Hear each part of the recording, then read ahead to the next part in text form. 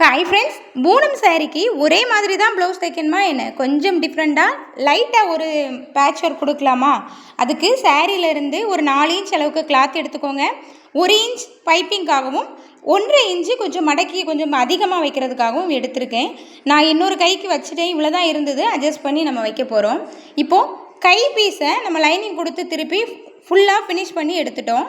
Piping கொடுக்கறதுக்காக 1 inch எடுத்தோம் பார்த்தீங்களா? அந்த கிளாத்தில் ஒரு பக்கமாக சிலும்பல் அடித்து எடுத்துக்கோங்க. மெதுவாக இழுக்காதீங்க, ஏன்னா 1 இன்ச்சு தான் வச்சுருக்கோம். இழுக்க இழுக்க பூனம் கிளாத் வந்து இழுத்துட்டே தான் போகும். இப்போ ஒரு பக்கம் அடித்தாச்சு, இன்னொரு பக்கத்தை எடுத்து கையோட நுனியில் வைக்கலாம். ஒரு நண்டுக்கால் அளவு, அதாவது 1/4 இன்ச்சுக்கும் கம்மியாக நீங்கள் அதை அடிச்சுட்டே வாங்க, ஏன்னா கை ஃபினிஷ் ஆகிடுச்சு இல்லையா? இப்போது இதை திருப்பி பைப்பிங் போட்டுக்கலாம்.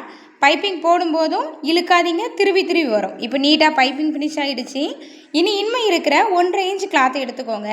அதை நான் காமிக்கிற மாதிரி 2 பக்கம் இருக்கிற சிலும்பலையும் இந்த மாதிரி மடக்கி விட்டுருங்க. அதாவது வெளியே உங்களோட சிலும்பல் தெரியாத அளவுக்கு இந்த மாதிரி கொஞ்சம் அகலமாக ஒரு 1/2 இன்ச் இருக்கிற மாதிரி மடிச்சுட்டு, பைப்பிங்க்கும் இதுக்கும் எவ்வளோ கிளாத்து இடைவெளி இருக்கணுமோ அதை விட்டு நீங்கள் அப்படி ஒரு பக்கமாக அடிச்சுட்டு வாங்க. இன்னொரு பக்கம் வந்து துணி வெளியே வராத மாதிரி உங்களோட மடிப்பு இருக்கட்டும். இதை அடித்து அப்படியே எடுத்துட்டு ஒரு பக்கமாக இப்போ அடிச்சுட்டு வந்துட்ருக்கோம். இதை அப்படியே அடிச்சுட்டு அதுலேயே அப்படி திருப்பி இன்னொரு பக்கமும் நம்ம அடித்து விட்டுடலாம்.